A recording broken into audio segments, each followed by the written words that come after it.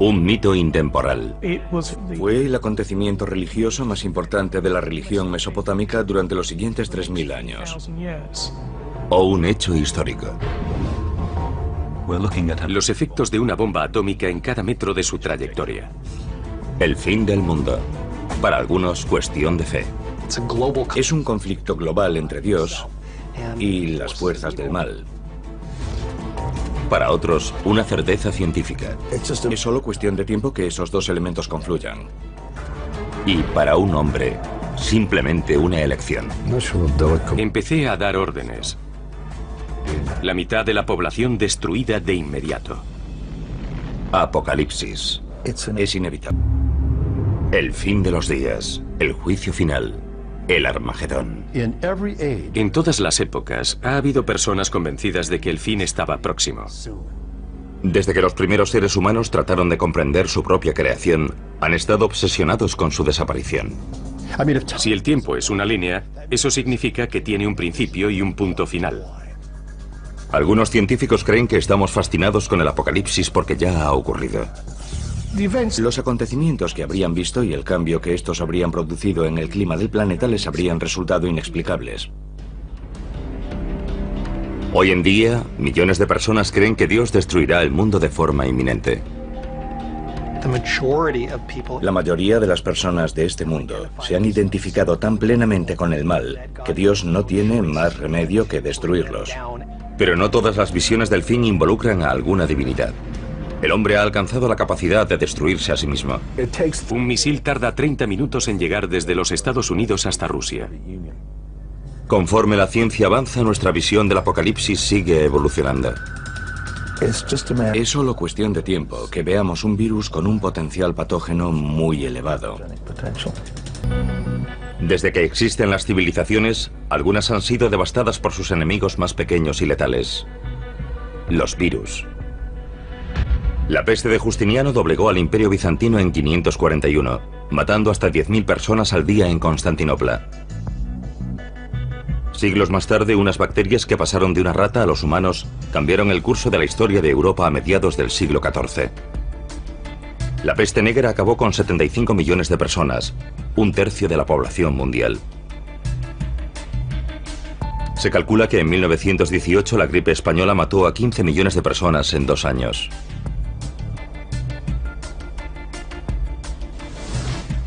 Han fallecido más personas por causa de los virus que por la suma de todas las guerras y los desastres naturales.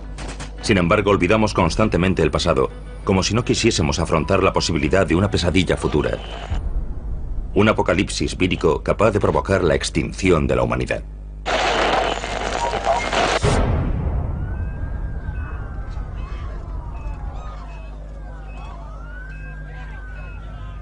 Es inevitable. El planeta está mucho más poblado. Somos mucho más interdependientes. Nos trasladamos continuamente y los virus pueden propagarse del mismo modo y aprovechar la oportunidad de recombinarse con otros virus. C.J. Peters, ex jefe del Departamento de Patógenos Especiales del Centro de Control de Enfermedades, luchó por todo el mundo durante más de 3 décadas contra los llamados virus emergentes. En la actualidad trabaja para impedir que escapen a nuestro control nuevas enfermedades no identificadas. Cada vez tenemos más contacto con el mundo natural que nos rodea, especialmente con monos, que son cazados en la selva y consumidos como alimento. Esos primates contienen virus que están intentando continuamente entrar en nosotros, por así decirlo.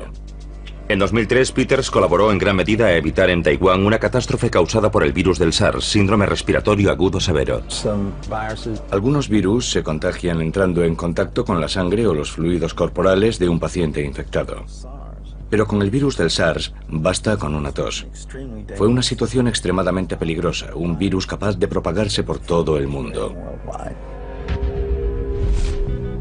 La tasa de mortalidad de la variante del virus del SARS de 2003 fue solo del 10%, pero se propagó rápidamente. El paciente que dio origen a la epidemia fue un médico que cayó enfermo en China y que viajó a Hong Kong en busca de tratamiento y se registró en un hotel. Otros huéspedes de ese hotel propagaron el virus por todo el mundo. Vietnam, Singapur, Alemania, los Estados Unidos, Irlanda y sobre todo Canadá. El virus se propagó partiendo de una única persona en ese hotel literalmente por todo el mundo. 8.000 infecciones más tarde, la Organización Mundial de la Salud formuló una serie de recomendaciones para los viajes. Por suerte, la propagación de la enfermedad fue detenida antes de alcanzar proporciones planetarias. Millones de personas tuvieron que usar mascarillas y ser puestas en cuarentena. Pero hay innumerables virus letales que mutan constantemente, buscando nuevas combinaciones para penetrar en los seres humanos y propagarse más rápido. Uno de ellos es el virus del ébola. Tiene una tasa de mortalidad muy elevada, del 50 al 90%, dependiendo de su virulencia. Y el virus del ébola circula por la naturaleza, principalmente en los murciélagos. Rara vez se propaga a otras especies, como la humana. Cuando lo hace, los resultados son devastadores. En 1976, un maestro de escuela de Yambuco, en el Zaire, la actual República Democrática del Congo, regresó de un viaje por las zonas rurales con mucha fiebre. Le diagnosticaron malaria y recibió tratamiento. Comenzó a vomitar sin control y después a sangrar por la nariz, la boca y el ano. Finalmente comenzó a sangrar por los ojos y la piel conforme sus órganos comenzaban a licuarse. 14 días después había fallecido. En pocos días, 318 personas de su entorno manifestaron los mismos síntomas. 280 de ellas fallecieron poco tiempo después. Se han producido 18 brotes de ébola en África durante las 2 últimas décadas. La más reciente en Uganda, en diciembre de 2007. Si bien cada brote de ébola aporta una mutación ligeramente diferente, el virus aún no ha aprendido a transmitirse por el aire. Los virus tienen la misma única finalidad que todas las especies, y es la de propagarse. Es un problema que todas tienen que resolver, pero si el ébola consigue superar esa barrera, tendremos un serio problema. En 1989, el virus ébola superó una de esas barreras. Entonces trabajaba en Fort Detrick, Maryland, en un laboratorio, el Instituto de Enfermedades Infecciosas del Ejército de los Estados Unidos. Y uno de mis colegas entró con una microfotografía y me preguntó, ¿qué crees que es esto? Y le dije, una microfotografía del virus del ébola. Y dijo, ¿y si te dijera que procede de un mono de arresto en Virginia? Y contesté, joder.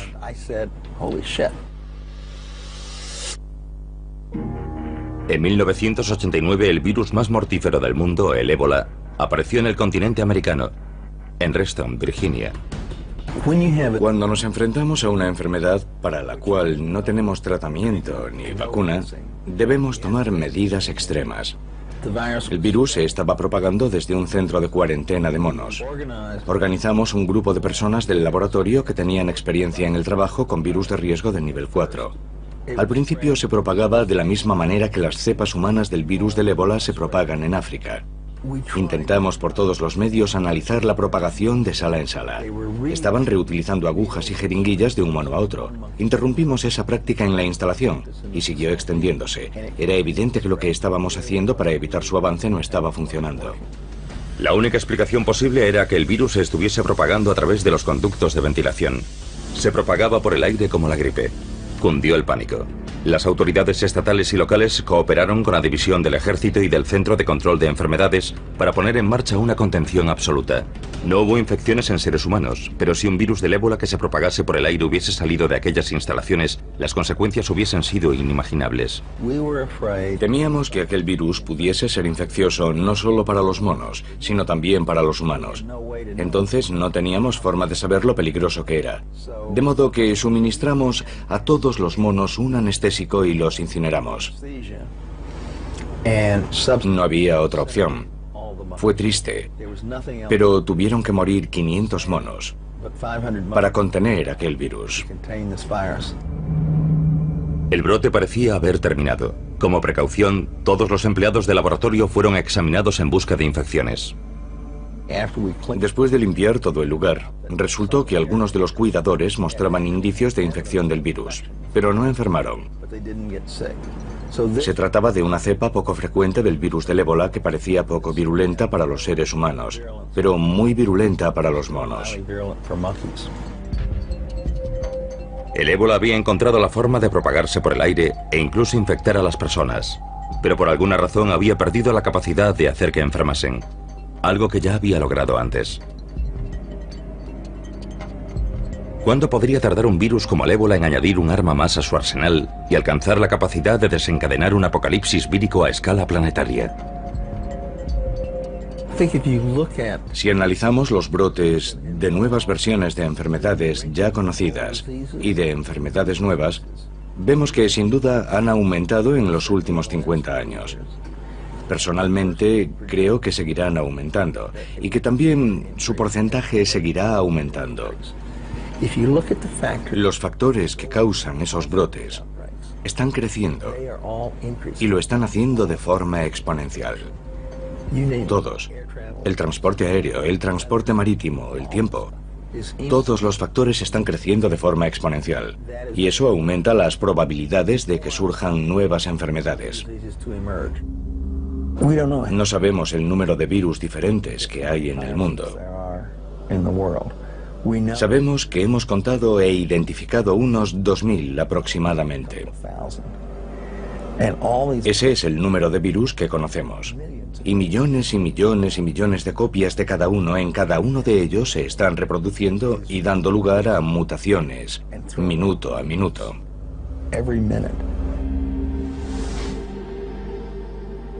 Tenemos los dos extremos del espectro. Contagioso, pero poco virulento. Poco contagioso, pero muy virulento. Y es solo cuestión de tiempo que ambos acaben coincidiendo. Es algo inevitable.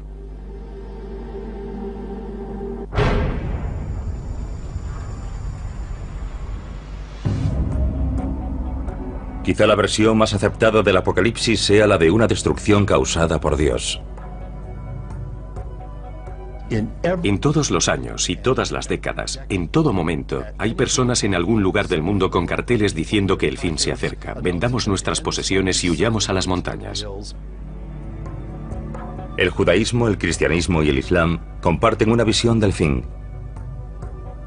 Un día del juicio final durante el cual el mundo será destruido y los elegidos lograrán la vida eterna. Esa concepción apocalíptica que tanto ha influido en el judaísmo, el cristianismo y el islam procede en parte de la antigua Persia, de los antiguos zoroastrianos. Los zoroastrianos de aquella época a menudo tenían una concepción dualista. El mundo es el campo de batalla de la lucha entre el bien y el mal. Ya en el siglo XII a.C., los zoroastrianos creían vivir inmersos en un conflicto entre el orden y el caos. Finalmente el orden prevalecería, señalando el final del tiempo y la reestructuración del universo. Uno de los aspectos más interesantes desde el punto de vista apocalíptico es el hecho de que, por lo general, durante los momentos de aflicción y angustia, el apocalipsis es muy popular.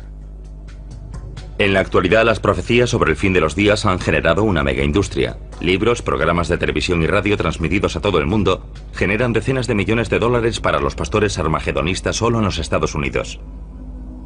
Pero ¿cómo concilian los armagedonistas su vida cotidiana con la creencia en un final inminente? Jesús vendrá. Dios vendrá y destruirá el mal en todo el mundo. Steve Wolber tiene 49 años y es un pastor del fin de los días. Es el propietario de White Horse Media, un grupo cristiano que crea programas de televisión y radio sobre la relevancia del fin de los tiempos. Actualmente está escribiendo su 16º libro sobre las profecías. La mayor parte de su trabajo se ha centrado en uno de los libros de la Biblia, el Apocalipsis. Lo que captó mi interés no fue solo la historia de su vida, sino el libro del Apocalipsis y el concepto de que las profecías no solo predijeron que vendría una vez, sino que regresaría. El mal está por todo el mundo. En el Apocalipsis hay misterios que necesitamos comprender. Existen organizaciones cristianas por todo el país, yo diría que cientos, y muchas de ellas se centran en las profecías, como la nuestra. Pero nosotros creemos que muchas de ellas no comunican una información precisa. Una de nuestras especialidades es separar los hechos de la ficción en las profecías de la Biblia y los acontecimientos relacionados con el fin de los tiempos, y ofrecer una perspectiva más general. Lo que nos diferencia es la verdad. Envíenos sus preguntas. Hoy hablaremos del Armagedón, del libro del Apocalipsis. Steve no llegó a la devoción religiosa por el camino más directo. Como muchos otros adolescentes de los años 70, el cristianismo no era en absoluto una de sus prioridades. Crecí en Hollywood Hills, en un hogar judío muy laico.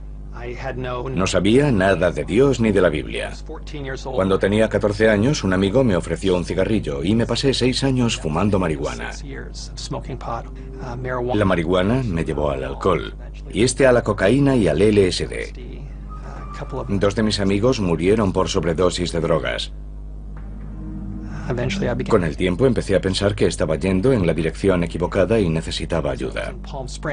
Un día estaba en Palm Springs con un grupo de amigos durante unas vacaciones de primavera. Había una camioneta y en la parte trasera iba un grupo de cristianos. Les dije, soy ateo. Uno de ellos me oyó, me apuntó con su altavoz y me dijo, eres un idiota. Cuando llegue el día del juicio descubrirás que estás en el bando equivocado.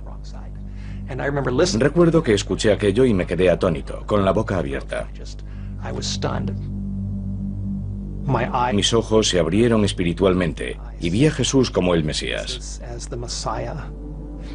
Cuando lo vi, tomé por fin una decisión. Eso ocurrió hace 29 años y desde entonces no he vuelto a consumir drogas ni alcohol. Cada día a las 5 de la tarde Steve sale de su oficina de Fresno y conduce 40 kilómetros hasta su casa en las montañas. Ser padre me ha enseñado mucho sobre mi Padre del Cielo. A mi hijo y a mí nos encanta salir a plantar semillas. Pasado un tiempo, podemos ver su fruto. El tomate, el calabacín o los guisantes. Y el fruto está conectado a la raíz. Las raíces espirituales del mal del mundo son sobrenaturales. Esas raíces son Satanás y sus ángeles. Cuando veo a mi familia, a mi hijo y a mi hija, tiemblo al pensar que crecerán en este mundo. El verdadero mal está ahí fuera. Y deseo que llegue el día en que Jesús vendrá a poner fin al mal y nos llevará a un nuevo mundo que es perfecto y bueno y lleno de amor. Deseo que ese día llegue lo antes posible. Ven, Señor Jesús.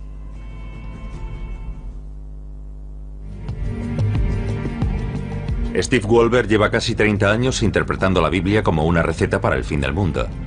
Y no podría estar más entusiasmado al respecto. Steve se reúne periódicamente con otros pastores del fin de los tiempos en una mesa redonda para poner de manifiesto que las profecías bíblicas sobre el fin del mundo están ocurriendo ahora mismo.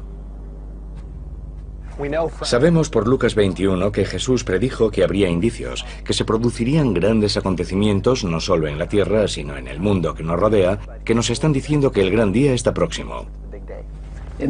Mateo 24 nos ofrece una verdadera lista. El versículo 6 nos dice, y oiréis de guerras y rumores de guerras, y habrá pestes y hambrunas y terremotos en diferentes lugares. Ya lo estamos viendo. Ha habido un terremoto en China. Creo que han quedado 80.000 personas bajo los escombros. Hay quien dirá que ya hemos sufrido terremotos y guerras antes, pero creo que en estos tiempos los estamos viendo con más frecuencia. En todo el mundo se están produciendo simultáneamente una sucesión de desastres cada vez mayores. Centrémonos en Lucas 25, en el rugido del mar y las olas. Jesús nos dice que los corazones de los hombres les fallarán por miedo, y la principal causa de muerte en los Estados Unidos son las enfermedades cardíacas. Y nos dice que Babilonia, la potencia llamada Babilonia, trataría de unir de nuevo al mundo. Si alguien ha hecho 10 predicciones y 9 de ellas se han cumplido, sería un buen indicador de que la 10ª también está en camino. Y en Lucas 21 Jesús dice, cuando veáis ocurrir todas estas cosas, sabed que está cerca, incluso a las puertas. Ya casi es el momento. Tras décadas de investigación, Steve Wolber cree saber la gran verdad sobre cómo se desarrollará el fin de los tiempos. Se trata de un conflicto global entre Dios y las fuerzas del mal. En algún momento se producirá algún tipo de crisis global. Cuando todos hayan escogido entre Dios y el diablo, se cerrará una puerta en el cielo. Y la Biblia dice, y los reunió en el lugar llamado Armagedón y las ciudades de las naciones cayeron. Y eso incluye Tokio, Moscú, París, Los Ángeles, incluso Roma. Aparecerá una señal en el cielo. La gente mirará hacia arriba y pensará, ¿es un pájaro? ¿Es un avión? ¿Es un satélite? ¿Qué es? Se acercará más y más y será nada menos que Jesucristo llegando en un caballo blanco para liberar a su pueblo y rescatar a los que se han levantado por él, rodeado de ángeles, miles de millones de ángeles. La trompeta sonará, los ángeles invadirán la atmósfera y luego reconstruirá un nuevo cielo y una nueva tierra. A ver, cariño, ¿quieres que coja yo la caña? La triste realidad es que la mayoría de la gente de este mundo se ha identificado tanto con el mal, que Dios no tendrá más remedio que acabar también con ellos. A pesar del sombrío futuro, Steve ha logrado equilibrar su vida laboral y familiar. No puedo aislarlos totalmente. Quiero prepararlos, quiero darles formación. No soy de los que huyen de la realidad. El último día Dios no nos juzgará según nuestra religión. Dios juzgará al mundo según unas normas básicas, el bien y el mal. Esto es lo que me ha enseñado lo que está bien y lo que está mal. Mi hijo es consciente de que cuando llegue Jesús, todo el mundo arderá y creará un mundo nuevo. Y yo le digo que será genial y que estamos deseando verlo. Esa es la buena noticia. No temo el Armagedón. Rezo al Señor. Si eso es lo que hace falta para poner fin al mal, adelante. Estoy listo.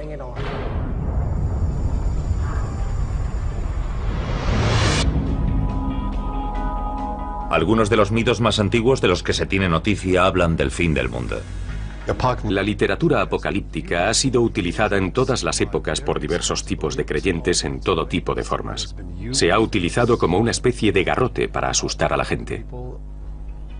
El diluvio de Noé, la destrucción del templo de Salomón, la caída de las murallas de Jericó. Hay innumerables ejemplos de la ira de Dios castigando a los impíos. Todo este simbolismo es una forma de hablar sobre un acontecimiento que hará temblar la Tierra y el cosmos. Porque, después de todo, lo que se nos dice es que se producirá una intervención divina, y eso tiene que ser importante. Pero una de las historias sobre destrucción divina destaca sobre todas las demás, la de Sodoma y Gomorra. En ella se nos dice que Dios las borró de la faz de la tierra. Las ciudades de Sodoma y Gomorra probablemente están bajo las aguas poco profundas del sur del Mar Muerto. No tenemos ninguna prueba irrefutable de la existencia de esas ciudades, salvo bloques de sal y cosas parecidas.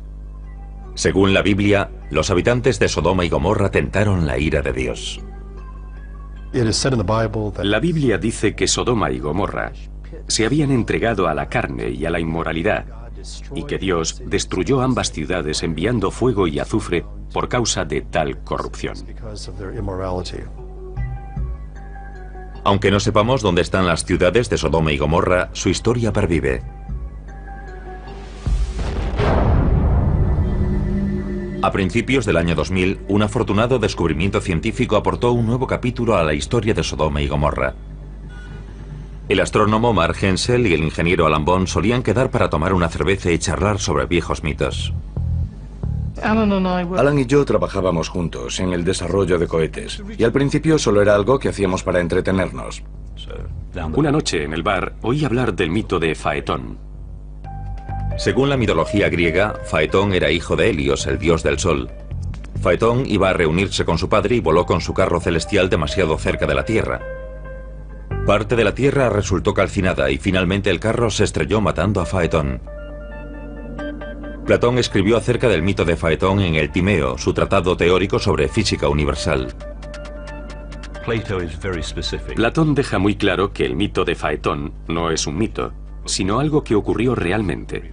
Un sacerdote egipcio contó a uno de los antepasados de Platón que los objetos celestes son inestables y a veces ocurren esas cosas. Bond descubrió que otros mitos contenían referencias similares a objetos abrasadores que caían desde el cielo, diezmando regiones del antiguo Mediterráneo, entre ellas la supuesta ubicación de Sodoma y Gomorra. Buscamos otros mitos y leyendas que pudiésemos relacionar con ella e intentamos agruparlos según el lugar en donde ocurrían o el aspecto que pudo haber tenido un fenómeno celeste para dar lugar a un mito de este tipo. Algunos mitos hablan de fuego en el cielo, mientras que otros hablan de devastación en la superficie. Uno de estos mitos es la historia de Deméter, la diosa griega de la cosecha. Cuando su hija Perséfone fue raptada por Hades, el señor del inframundo, Deméter la buscó en vano por la tierra. Descuidó su deber de cuidar los cultivos y su pena dejó un rastro de tierra abrasada. La teoría de Alan y Marr era que muchos de estos mitos se refieren a un único cataclismo que sucedió hace milenios, y las antiguas leyendas podrían, de hecho, haberse originado tras el impacto de un asteroide con la Tierra. Mark y Alan estudiaron el firmamento, analizando imágenes de satélite de la NASA en busca de impactos que respaldasen su teoría. Alan tiene un conjunto de programas que desarrolló para otro proyecto, y pueden ofrecer una imagen en la que vemos la trayectoria de objetos cruzando el cielo. Pero no tenían constancia de un cráter de impacto en el Mediterráneo. Entonces vieron un misterioso accidente geológico en los Alpes austriacos, cerca de la ciudad de Kessels. Un deslizamiento de tierra de 5 kilómetros de longitud y medio kilómetro de profundidad. No es el rastro habitual del impacto de un asteroide, pero podría ser el resultado de un objeto que hubiese llegado con una trayectoria muy baja. Hemos aprendido que algunos de estos objetos de baja densidad se fragmentan en la atmósfera y no dejan un cráter, pero pueden causar graves daños en la superficie. Cuando conoces la trayectoria con la que pudo llegar ese objeto, te das cuenta de que en ese lugar ocurrió algo muy especial. Era una buena teoría, pero Bond y Hemsel carecían de pruebas suficientes para llevarla del bar a la opinión pública. Pero entonces encontraron una pista notable. La imagen de una antigua tablilla sumeria del Museo Británico conocida como el Planisferio. Inmediatamente me puse en guardia y pude ver que en aquella curiosa tablilla sumeria figuraban muchas referencias como la constelación de Piscis, que aparecía con mucha claridad. Era un documento con muchos elementos astronómicos. Nos dice cómo era el cielo aquella noche, cómo estaban situados los planetas, las posiciones de las constelaciones en el cielo. Utilizando programas informáticos astronómicos, Bond y Hemsel se dieron cuenta de que aquella disposición de estrellas y planetas representada en el planisferio había tenido lugar más de 5.000 años atrás. La tablilla era un esquema del cielo nocturno anotado por un antiguo astrónomo. La tablilla está escrita en sumerio, con caracteres cuneiformes. Entonces ninguno de nosotros sabía leer sumerio. Así que debíamos aprender a leer la escritura cuneiforme para luego traducir la tablilla. Cuando empezaron a descifrar el planisferio, vieron que habían descubierto algo importante. Esa tablilla mostraba el acontecimiento religioso más importante de toda la región mesopotámica.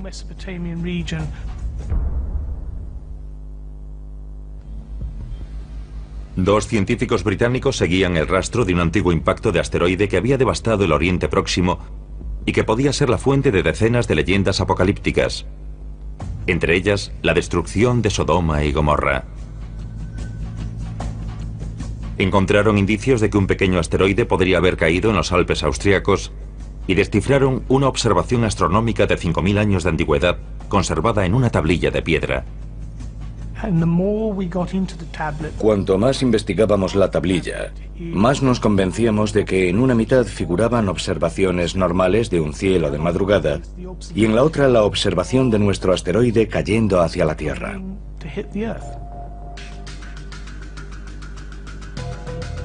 El objeto fue visto durante unos 4 minutos y medio. Se parece a la Luna, pero su tamaño es una décima parte. Y cruza el cielo con la misma velocidad aparente que un avión. Un avión que cruzase el cielo a gran altura. Era la venganza de Dios cayendo sobre Sodoma y Gomorra. Un asteroide con un diámetro de más de 1 kilómetro acercándose a la Tierra a 14 kilómetros por segundo. Creamos un programa informático que da una imagen de este objeto cruzando el cielo.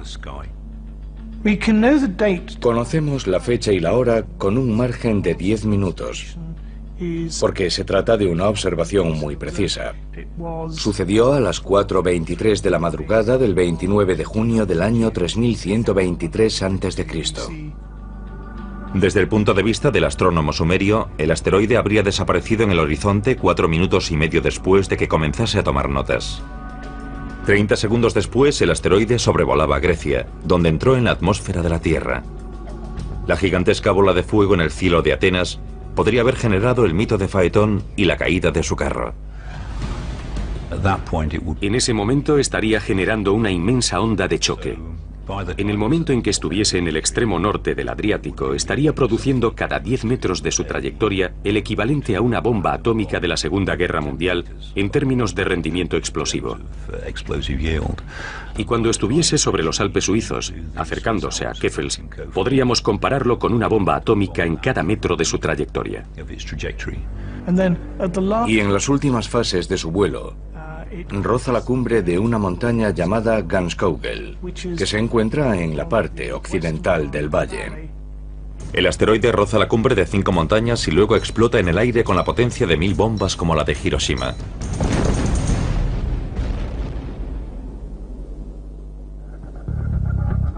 El valle que rodea Keffels sufre un gigantesco desplazamiento de tierra. Pero los efectos más devastadores aún están por llegar. El fenómeno más llamativo que se produciría tras la explosión sería una gran columna de humo. Gran parte del material que formaba el objeto, tal vez incluso alguno que formaba parte del suelo, caería por la columna de humo.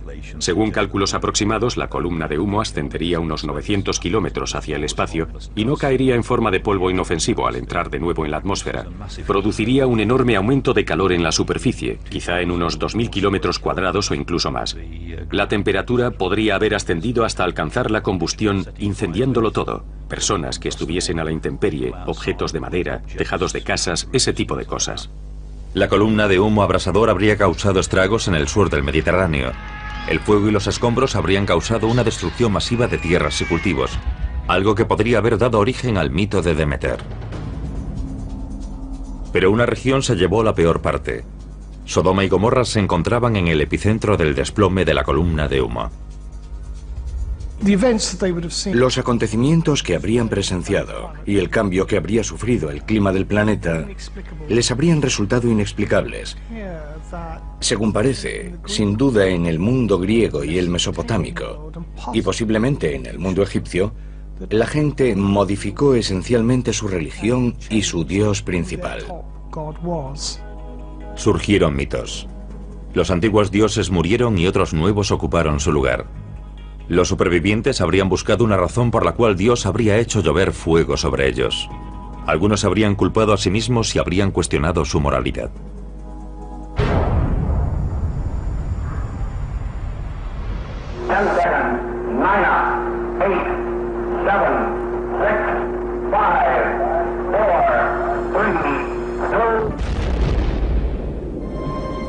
En el siglo XX, la humanidad se enfrentó a la amenaza de una guerra nuclear. El mundo podía llegar a su fin con solo pulsar un botón.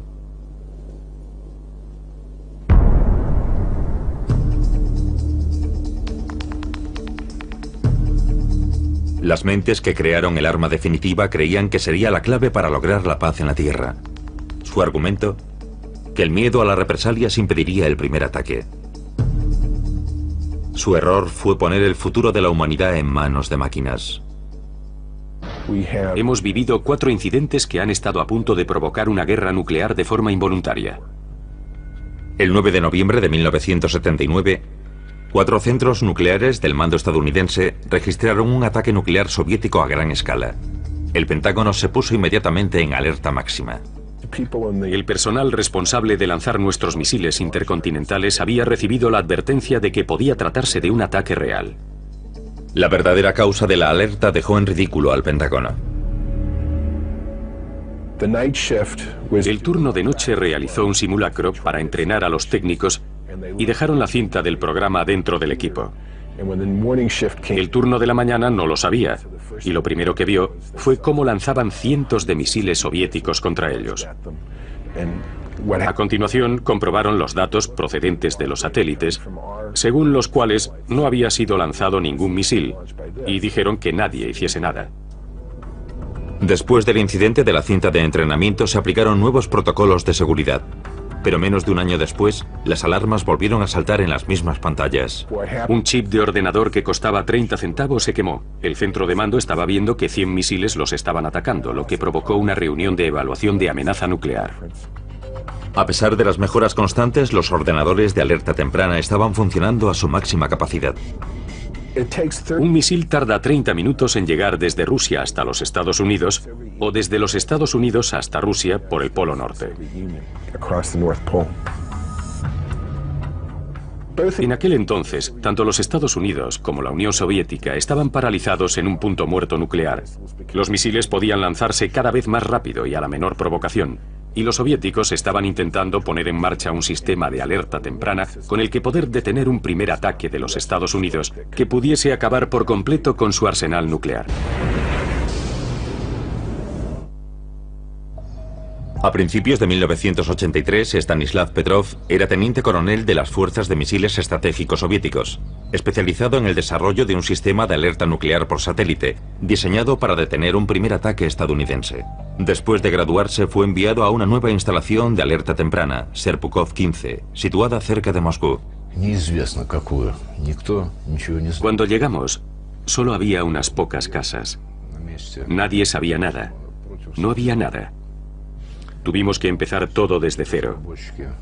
Trabajábamos en el edificio principal, donde se desarrollaba el sistema de alerta Cometa, un sistema espacial bastante complejo. El satélite orbitaría cubriendo la zona que estaba bajo la amenaza de los misiles de los Estados Unidos. El nuevo sistema ruso de alerta se componía de 9 satélites que observaban la superficie de los Estados Unidos. Cualquier lanzamiento sería detectado rápidamente mediante la observación de las estelas de los cohetes sobre el horizonte.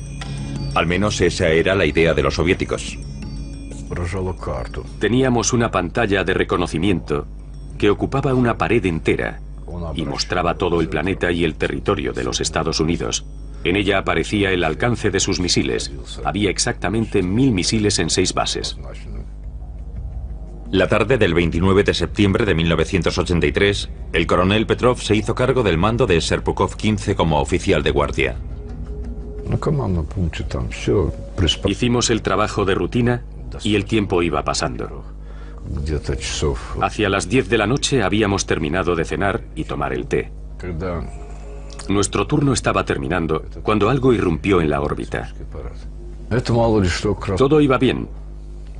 Estábamos preparados para cualquier imprevisto. Y sucedió uno de esos imprevistos.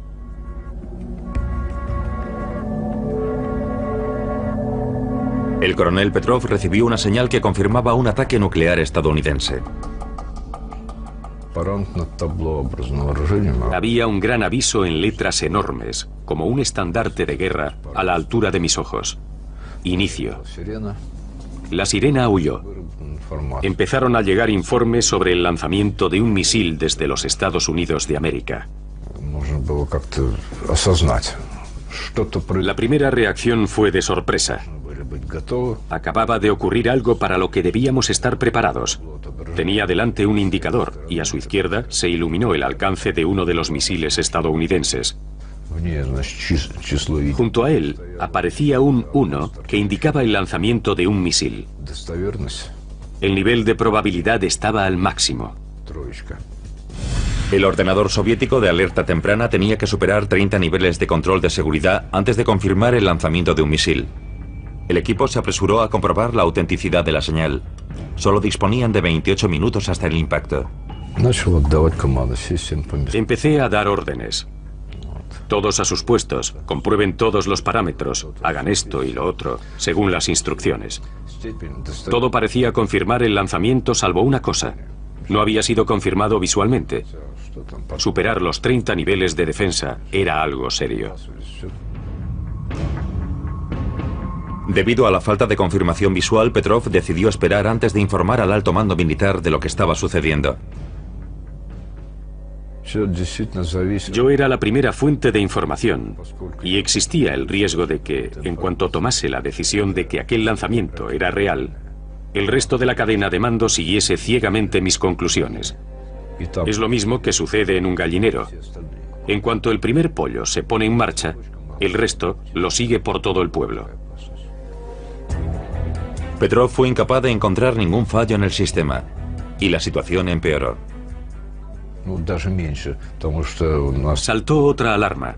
El sistema indicó otro misil. Y luego un tercero, cuarto, quinto. Todo en 5 minutos. Ahora los monitores superiores indicaban un ataque con misiles. Petrov debía tomar una decisión, una de las más importantes de la historia. Cuando se produce un lanzamiento masivo es imposible pasarlo por alto.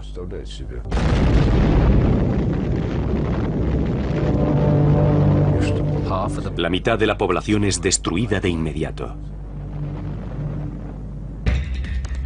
Habían pasado ya 12 minutos.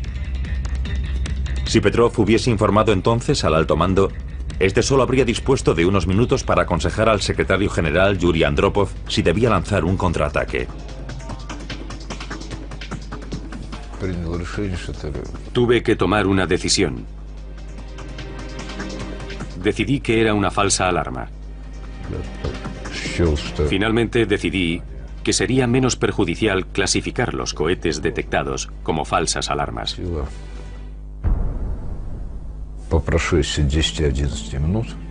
Después de 10 u 11 minutos, todos respiramos aliviados.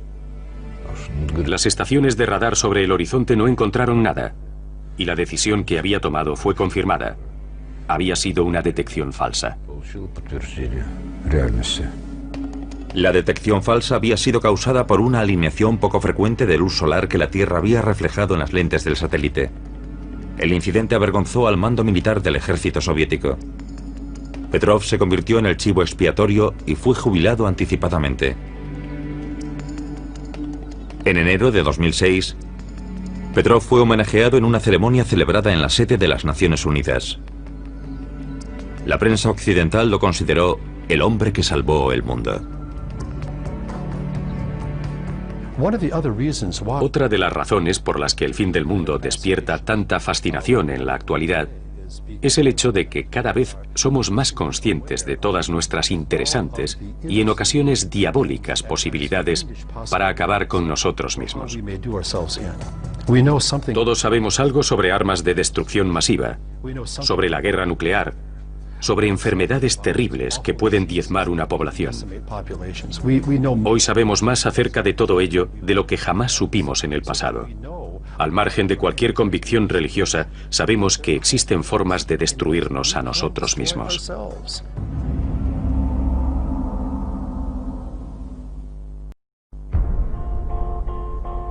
Un mito intemporal. Fue el acontecimiento religioso más importante de la religión mesopotámica durante los siguientes 3000 años. O un hecho histórico. Los efectos de una bomba atómica en cada metro de su trayectoria. El fin del mundo. Para algunos, cuestión de fe. Es un conflicto global entre Dios y las fuerzas del mal. Para otros, una certeza científica. Es solo cuestión de tiempo que esos dos elementos confluyan. Y para un hombre, simplemente una elección. Empecé a dar órdenes. La mitad de la población destruida de inmediato. Apocalipsis. Es inevitable. El fin de los días. El juicio final. El Armagedón. En todas las épocas ha habido personas convencidas de que el fin estaba próximo. Desde que los primeros seres humanos trataron de comprender su propia creación, han estado obsesionados con su desaparición. Si el tiempo es una línea, eso significa que tiene un principio y un punto final. Algunos científicos creen que estamos fascinados con el apocalipsis porque ya ha ocurrido. Los acontecimientos que habrían visto y el cambio que estos habrían producido en el clima del planeta les habrían resultado inexplicables. Hoy en día, millones de personas creen que Dios destruirá el mundo de forma inminente. La mayoría de las personas de este mundo se han identificado tan plenamente con el mal que Dios no tiene más remedio que destruirlos. Pero no todas las visiones del fin involucran a alguna divinidad. El hombre ha alcanzado la capacidad de destruirse a sí mismo. Un misil tarda 30 minutos en llegar desde los Estados Unidos hasta Rusia. Conforme la ciencia avanza, nuestra visión del apocalipsis sigue evolucionando. Es solo cuestión de tiempo que veamos un virus con un potencial patógeno muy elevado. Desde que existen las civilizaciones, algunas han sido devastadas por sus enemigos más pequeños y letales: los virus. La peste de Justiniano doblegó al Imperio Bizantino en 541, matando hasta 10.000 personas al día en Constantinopla. Siglos más tarde, unas bacterias que pasaron de una rata a los humanos cambiaron el curso de la historia de Europa a mediados del siglo XIV. La peste negra acabó con 75 millones de personas, un tercio de la población mundial. Se calcula que en 1918 la gripe española mató a 15 millones de personas en 2 años.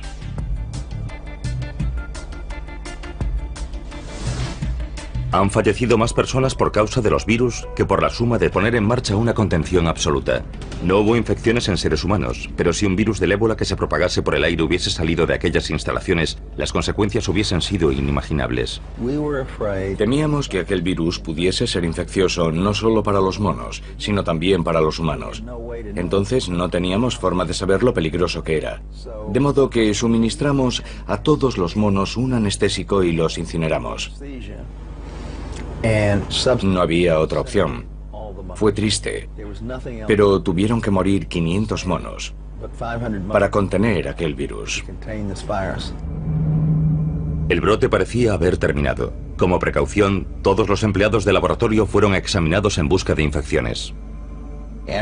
Después de limpiar todo el lugar, resultó que algunos de los cuidadores mostraban indicios de infección del virus, pero no enfermaron. Se trataba de una cepa poco frecuente del virus del ébola que parecía poco virulenta para los seres humanos, pero muy virulenta para los monos. El ébola había encontrado la forma de propagarse por el aire e incluso infectar a las personas, pero por alguna razón había perdido la capacidad de hacer que enfermasen, algo que ya había logrado antes. ¿Cuándo podría tardar un virus como el ébola en añadir un arma más a su arsenal y alcanzar la capacidad de desencadenar un apocalipsis vírico a escala planetaria?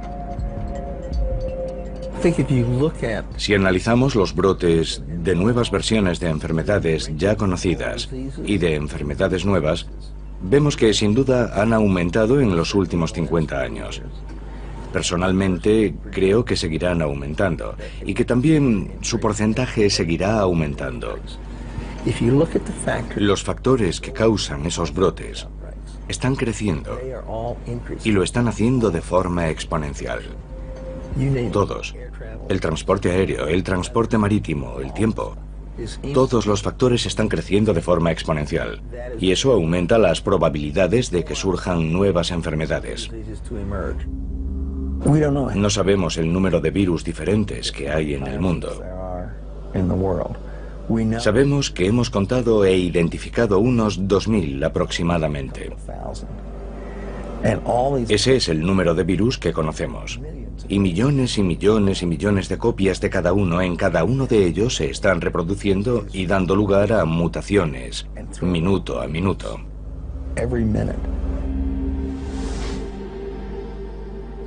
Tenemos los dos extremos del espectro. Contagioso, pero poco virulento. Poco contagioso, pero muy virulento. Y es solo cuestión de tiempo que ambos acaben coincidiendo.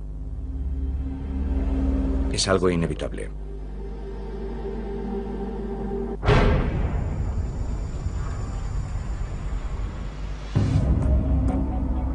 Quizá la versión más aceptada del apocalipsis sea la de una destrucción causada por Dios.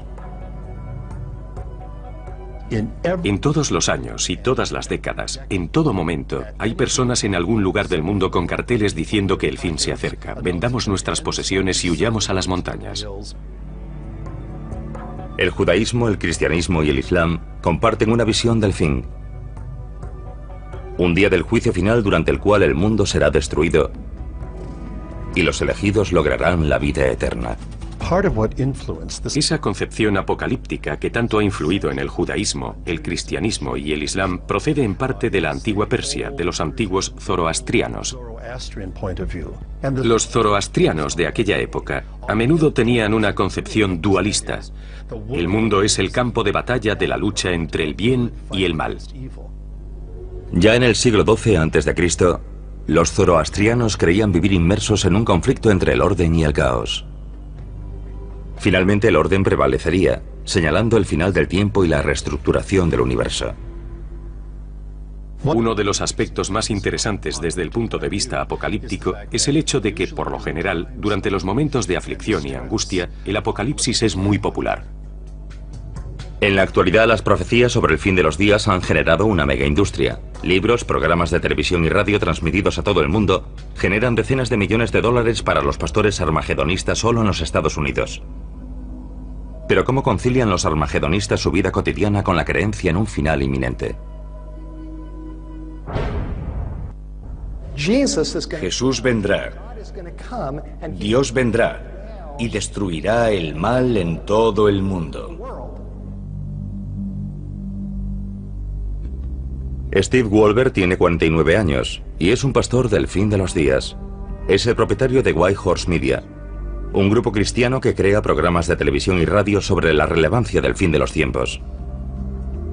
Actualmente está escribiendo su 16º libro sobre las profecías. La mayor parte de su trabajo se ha centrado en uno de los libros de la Biblia, el Apocalipsis. Lo que captó mi interés no fue solo la historia de su vida, sino el libro del Apocalipsis y el concepto de que las profecías no solo predijeron que vendría una vez, sino que regresaría. El mal está por todo el mundo. En el Apocalipsis hay misterios que necesitamos comprender. Existen organizaciones. Todas las guerras y los desastres naturales. Sin embargo, olvidamos constantemente el pasado, como si no quisiésemos afrontar la posibilidad de una pesadilla futura. Un apocalipsis vírico capaz de provocar la extinción de la humanidad.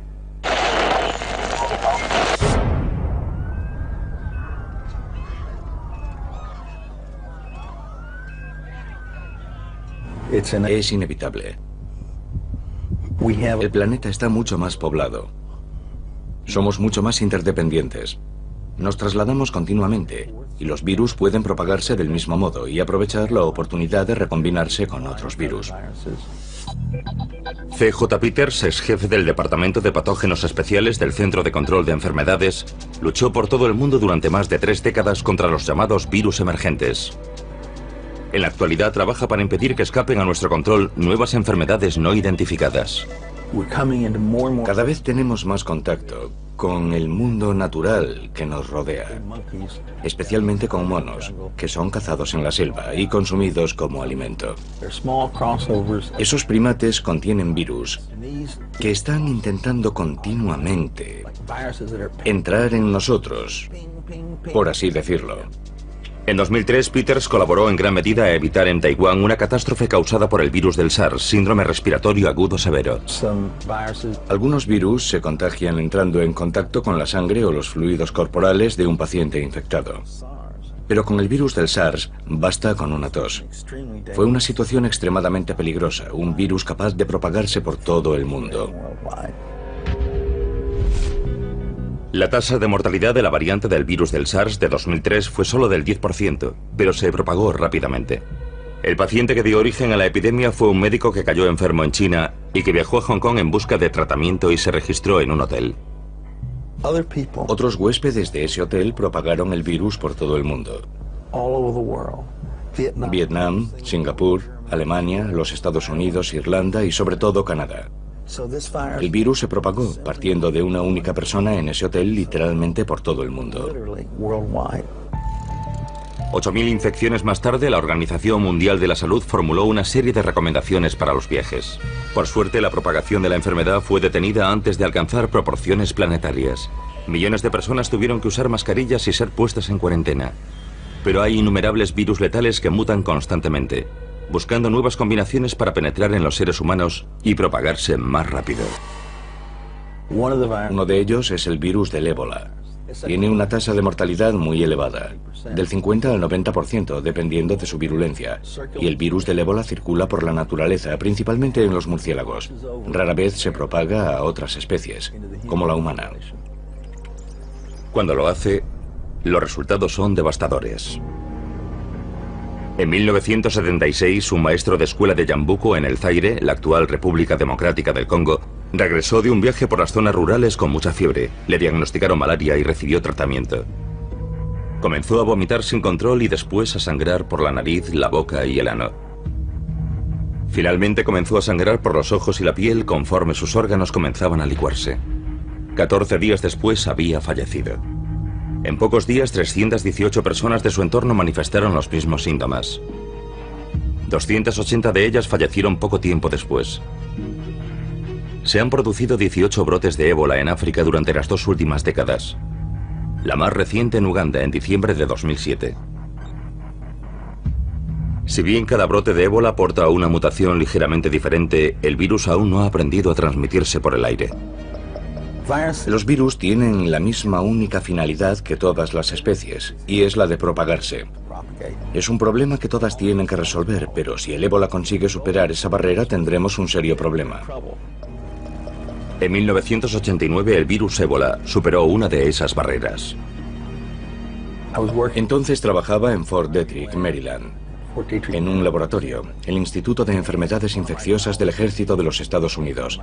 Y uno de mis colegas entró con una microfotografía y me preguntó, ¿qué crees que es esto? Y le dije, una microfotografía del virus del ébola. Y dijo, ¿y si te dijera que procede de un mono de arresto en Virginia? Y contesté, joder.